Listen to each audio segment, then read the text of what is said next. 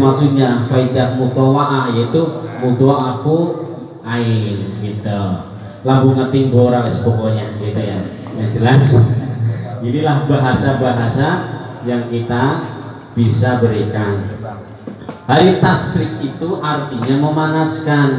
Berarti yang memanaskan itu tanggal 11, 12, 13. Artinya memanaskan itu adalah memanaskan daging kurban yang sisa, Pak. Ya.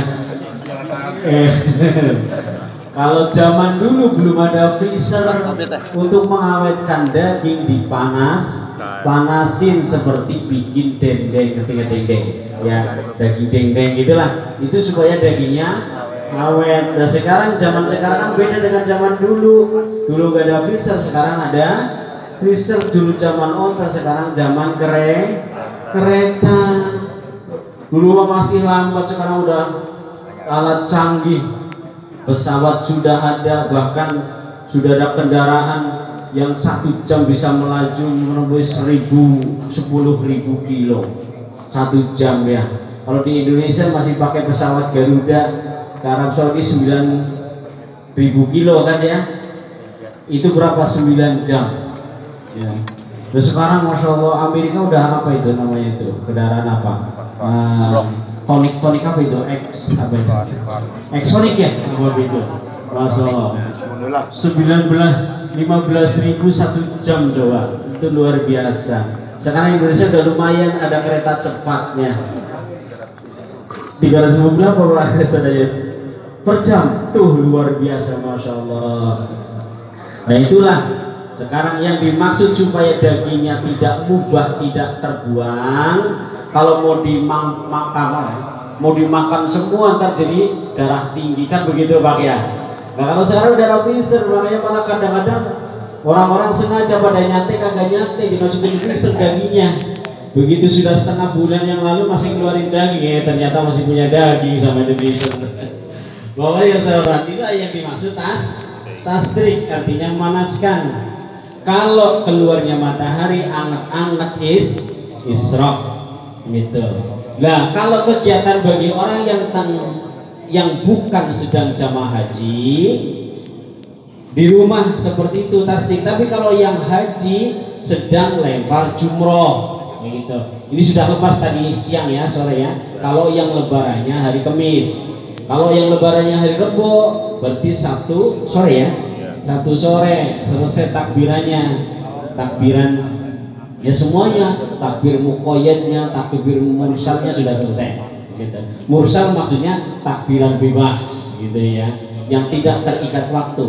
Kalau muqayyad itu takbiran yang terikat waktu. Habis sholat duha, habis sholat fardu takbir dulu, itu namanya muqayyad, yang diperkuatkan gitu, yang dikukuhkan gitu. Bapak-bapak yang saya hormati, nah tanggal 11, 12, 13 bagi jamaah haji adalah sedang lempar jumroh. Ada yang di sini yang sudah pernah haji ya? Ada? Belum? Semoga dengan wasilah kita duduk di sini, kita zikir di sini, kita takorub di sini, kita taklim di malam ini, jadikanlah kalau memang ini dari ridha Allah dan ada pahala, jadikanlah wasilah Allah memanggil kita semuanya bisa ziarah ke Mekah dan Madinah. Alhamdulillah.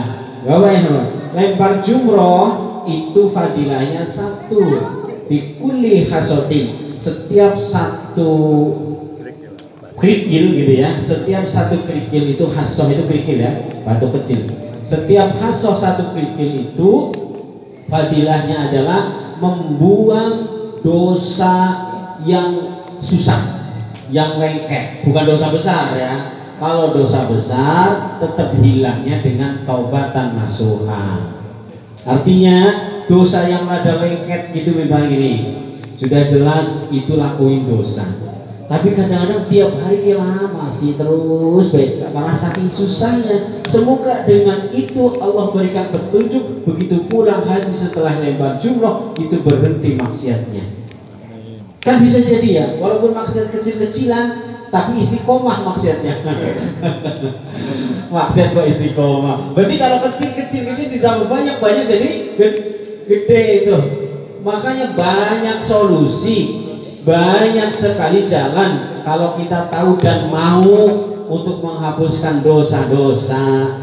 Kalau kita tahu dan mau dan mampu. Karena bisa jadi orang tahu, orang mampu tapi nggak mau, Pak, begitu ya. Lagi dalam keadaan mampu, keadaan sehat, nggak mau. Makanya gini ya, orang-orang pada zikir KRT-an datang kumpul ke zikiran padahal dia mampu tapi nggak mau. Ketika sudah sakit stroke di rumah baru kepengen mau padahal udah nggak mampu. Maka manfaatkan hari-hari momen-momen seperti ini mumpung sampai lagi punya kemampuan, timbulkan rasa mau, begitu. Timbulkan rasa mau, karena rasa mau kadang-kadang sulit juga, Pak. Maunya nonton TV, tiduran di kamar, pegang HP, itu kan kayak gitu, Pak. Itu yang kadang-kadang mengganggu banget ya. Bapak yang saya hormati, padahal kurang enak bagaimana kayak gini. Datang ngobrol di sini pahalanya banyak, dari kasih kopi, kasih air dan sebagainya. Masya Allah, semua hal yang tadinya biasa-biasa saja karena di tempat yang luar biasa maka jadi luar biasa pula.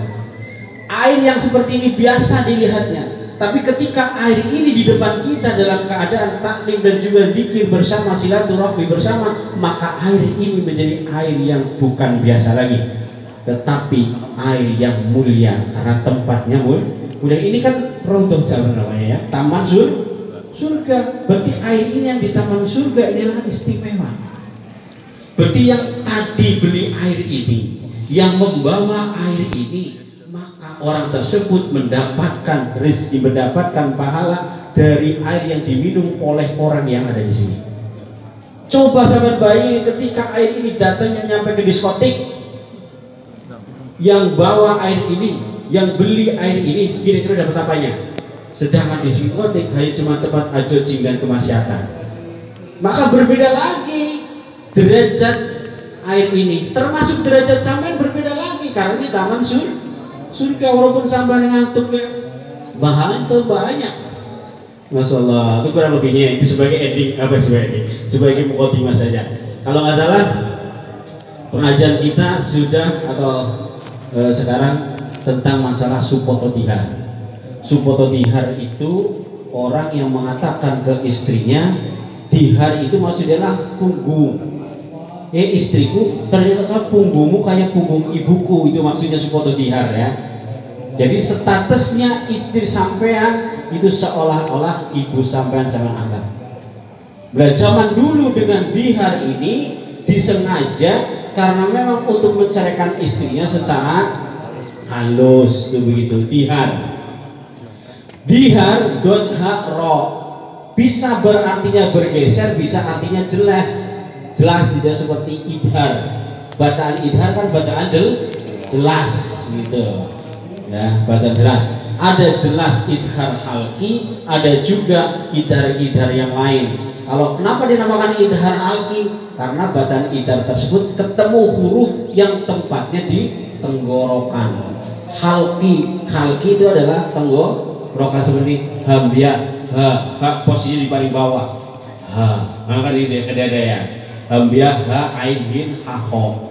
Maka ketika tanwin atau nun mati bertemu salah satu huruf idhar harki, maka dia jelas bacaannya yang muncul hurufnya dari alam atau tenggorokan. Kira-kira ngerti nggak? Terus ngerti sampai dapat pahala bahas makan semua. Nah, kemudian dihar itu ini akan menjadi perceraian karena ibumu atau dianggap istrimu sebagai ibumu tentunya sudah statusnya berbeda. Ibu nggak boleh dinikahkan, ya jadinya muhrim begitu ya, seolah-olah gitu ya. Makanya di situ ada tunggal susuan, tunggal mertua, tunggal ibu atau orang yang mahram yang nggak boleh dinikah, termasuk ibu, termasuk tunggal susuan. Tunggal susuan juga banyak, maksudnya tunggal susuan gimana ya, satu susuan. Maksudnya saya sama Pak Ayun, saya punya anak kecil, kemudian disusuin oleh istrinya Pak Ayun.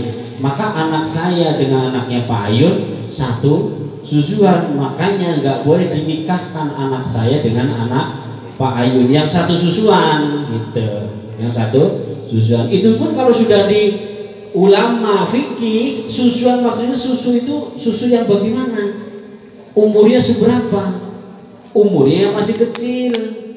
Kalau yang udah jenggotan kumisan ya enggak, nyusul sama bini itu mah nggak apa-apa, itu mah nikmat ya, itu rezeki. Kalau masih di luar, apa saja kalau dari luar sama mabok maksudnya kalau di bawah 2 tahun ketika anak itu disusukan ke tetangga, maka masih satu susuan dengan anak tetangga. Makanya hati-hati juga ketika kalau istrinya punya anak kecil tapi nggak keluar susu, dia menyusukan itu jangan sembarangan ke tetangga juga. Kalau bisa kepada adiknya, kakaknya, kakak perempuan, adik perempuan, biar memang satu muhrim. Karena takutnya sama tetangganya besok gedenya anaknya pacaran, kepengen nikah padahal itu satu susuan. Ya. Susuan itu yang bareng nyusu atau semua anak yang anak kandungnya itu gitu? Ya. Kalau yang nyusu berarti kan misalnya Ustaz Ayun punya anak 5, Ustaz 5 kayak gitu ya. Apakah 5 satu susuan mesti gitu kan ya? Nah, di situ jadinya muhrim semua tuh. Karena ibunya jadi satu susuan tuh. Itu yang namanya ulama ada yang berpendapat oh enggak, hanya yang disusuin saja. Tapi saya lebih endingnya ke situ.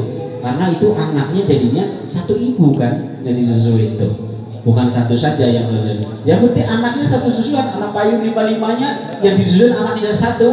Berarti 5-5-nya juga nggak boleh nikah anak saya dengan anaknya payung. Terus anak yang mana? Yang satu yang mana? Tetap satu ibu walaupun punya 5 anak. Cuman ada pembahasan ulama, maksudnya satu susuan itu satu kali nyusu satu kenyotang atau nyusu sekali nyusu sekenyangnya. Nah, rata-rata para ulama itu berpendapat ketika walaupun nyusunya itu 1 jam, udah berapa kenyot tuh? Jadi kalau Pak Ayun nyusu berapa kenyot 1 jam tuh? Udah banyak kenyotan lah pokoknya. Nah ini anak ini belum mau lepas nih. Nah bukan hanya nyot satu saja tur terus jadi satu susuan, enggak. Tapi setelah anak itu kenyang, melepas dari susuan tersebut, itu baru dinamakan satu susuan. Bahkan ada yang berjangka 3 hari nyusu berturut, ada ulama 7 hari, itu baru dinamakan satu susuan. Tetapi dalam Kifayatul Akhir itu lebih banyak dari ulama-ulama Syafi'i, pokoknya walaupun sekali nyusu tapi satu kenyangan, istilah anak itu sudah melepas dan merasa senang dan merasa kenyang, maka di situ ada namanya satu susuan. Oh masih banyak lah. Oke, puasa dihar, nggak saya baca biar cepat. Kurang 3 menit lagi nih. 30 menit kurang 30 menit kan ya. Tuh ngomong begitu saja. Tadi lebih jam 8-10 menit, 10 menit. Ini jam 9 kurang 3 menit ya. Oke gini.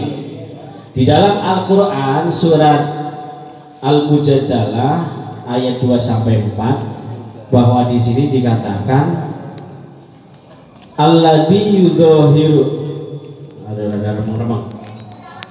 Gak usah dibaca ya, artinya saja gini. Walaupun di sini nggak ditulis arti bahasa Arab. Orang-orang yang memberikan atau sengaja supototihar minan nisa kepada istri-istri mereka, mahunna ummahatihim in ummahatuhum, artinya adalah perempuan-perempuan tersebut yang perempuan tersebut dianggap sebagai ibu mereka, ya. Illallati waladatnahum innahum layakuluna munkaron, maka orang tersebut telah melakukan kemungkaran, gitu ya. Minal qauli wazuri, kemungkaran tersebut yang dibuat, yang dibikin, yang muncul dari ucapan zur, ucapan yang lacut, ucapan yang tidak semestinya diucapkan. Masih ngucapin, neng kok punggungmu seperti punggung ibuku. Apakah hanya diucapkan punggung saja? Terus kalau ngucapin pipimu, bibirmu dan juga sebagainya, matamu matamu kok kayak mata ibuku. Apa hanya punggung saja? Enggak. Ketika suami itu mengatakan bibirmu kayak persis bibir ibuku, udah ngomong kayak gitu, cium-ciuman dengan bibirnya, kira-kira gimana? Dosa. Itulah yang dimudahkan mungkaran minal qaul, adalah ucapan yang jelek. Wa innallaha laghafurun. Sesungguhnya Allah itu maha pemaaf dan maha pengampun. Itulah Allah itu luar biasa. Sudah jelas kita melakukan kemungkaran dari ucapannya, tetapi ketika kita mau taubat, Allah maha pemaaf, maha pengampun. Dengan cara bagaimana? Waladina yudohiru min nisaihim summa ya'uduna lima qalu fatahriru raqabatin min qabli. Artinya ketika dia menyesal dengan ucapannya, yang ucapan mungkar tadi, maka orang tersebut boleh memberi maaf neng, itu nggak boleh ya gitu. Maka jangan mempergauli istrinya dulu gitu. Jangan bergaul dengan istrinya dulu. Bergaul nanti nggak maksudnya? Ya semua pengantin baru maksudnya gitu ya. Pokoknya jangan senggama dulu dengan istrinya sampai dia membebaskan budak. Min qabli ayat tamasah. Tetapi kalau memang itu ada, kalau nggak ada atau tidak mampu membebaskan budak, budak itu mahal. Budak itu membebaskan budak mahal. Gitu. Dulu itu katanya membebaskan Bilal saja 100 real. Gitu ya. 1 real 1 jam udah 100 juta ya. Berapa itu dulu katanya itu? Itu luar biasa. Nah kalau nggak mampu, kemudian berpuasalah fasyamu syahraini mutatabi'aini, 2 bulan berturut-turut min qabli ayat tamasa, sebelum dia bersenggama dengan istrinya. Sa itu laki-laki dan perempuan sebelum senggama. Kemudian ketika dia tidak mampu, ini berarti termasuk waktu kalau Ramadan ya. Kalau puasa Ramadan di siang hari bersenggama dengan istri kan, maka 2 orang tersebut kena tebusan apa? Untuk puasa 2 bulan berturut-turut. Biasanya kan itu orang artinya 1 hari jam berat Pak Ustadz itu dilanggar, gimana 2 bulan berturut-turut gitu. Insya Allah Islam itu mudah, ada solusi yang lain. Paman lam yastati fatiha wafat fa'in amu sittina miskinan, maka berilah makanan kepada orang miskin 60 hari sebagai pengganti 2 bulan puasa tadi. Ya. Kemudian dalika litu minu billahi wa rasul, yang demikian itu kalau orang itu termasuk dikatakan beriman kepada Allah dan Rasul. Berarti kalau dia nggak ngapa-ngapain, bebasin budak ya enggak, puasa ya mau, ngasih makanan juga enggak mau, berarti orang tersebut diragukan dong kalau dia menyatakan iman kepada Allah dan Rasul. Karena di sini kalau dia beriman kepada Rasul, maka sesuai dengan sunnah Rasul dan juga perintah Allah. Batil kalau hududi wal kafir agama ada pun nanti. Kemudian inilah hukum Allah, gitu ya. Berarti yang tadi itu langsung Allah yang menghukuminya, bukan dari Rasul, tetapi langsung dari Allah, karena tadi adalah ayat Quran, gitu ya. Kalau dia tetap mengkufuri lil kafirina adabun adim, maka dia punya hak dan dia wajib diadab dengan siksa yang sangat pedih. Baik Ibu yang saya hormati, Wah, Ibu ada Ibu ya, tadi ada suara Ibu di sana ya. Nah, kemudian hadis dari Ibnu Abbas, yanha ayyakula rajulu li amrati ya apa ya ukhti. Ternyata kata Nabi ini, Nabi itu melarang laki-laki berbicara atau ngomong li imroati kepada istrinya, ya ukhti, he saudaraku, saudara perempuanku. Berarti gini, sampai laki-laki ngomong sama istrinya, Neng, kok kamu persis banget kayak adik saya itu ya bibirnya, adik perempuan saya. Berarti istri itu punggungnya, bibirnya, badannya dan berbagai macamnya tidak boleh disamakan dengan perempuan yang tidak bisa dinikah atau satu mahram. Bukan fokus kepada ibu saja, tetapi kalau disamakan dengan adik perempuan sampean, istri sampean, maka itu pun kena supoto dihar. Dalilnya apa ini? Yarha ayyakula rajul li imro'atihi. Kemudian ya ukhti, saudara perempuanku, artinya persis saudara perempuanku. Paham nggak? Saya yakin paham aja semua. Selesai gitu. Pokoknya saya hormati. Ya Allah, mudah-mudahan dari Ibnu Abbas ya. Kalau saya Ibnu Abbas jadi ingat, kalau kurban itu dulu zaman kurban, Ibnu Abbas kalau zaman kurban beli daging 1 kilo kurban. Kalau Bilal bin Rabah kurbannya pakai ayam, kurbannya ayam. Itu mah ide Ibnu Abbas sendiri ya, ide Bilal. Kalau Nabi menunjukkannya mah kurban ya, kambing 1, sapi sama unta. Terus gimana? Ya boleh saja kurban ayam gitu, tetapi tidak masuk dalam perintah Rasul. Ibnu Abbas itu adalah istihadnya luar biasa, makanya Ibnu Abbas termasuk adalah mustahid di zaman sahabat. Ya seperti kurbannya orang yang berangkat Jumatan. Kalau orang berangkat Jumatan lebih awal dapatnya apa? Unta. Kemudian jam kedua sapi. Kemudian jam ketiga kambing. Jam ketiga ayam. Jam keempat ayam. Jam kelima telur. Gitu. Serius ini hadisnya bukan musik, Pak. Ini kan? Paman faroha ila Jum'ati fi sa'atil ula, kan gitu ya. Bagi siapa saja yang berangkat Jumatan lebih awal, jam 8, jam 9, ada yang berangkat Jumatan jam 8. Ada jam 2. Lah, kata Nabi apa? Ka'an nama korroba badanatan. Itu bagaikan telah berkurban onta. Nah kalau yang terakhir yang ayam itu ka'an nama ahda dajajatan, bagaikan yang kurban dengan ayam.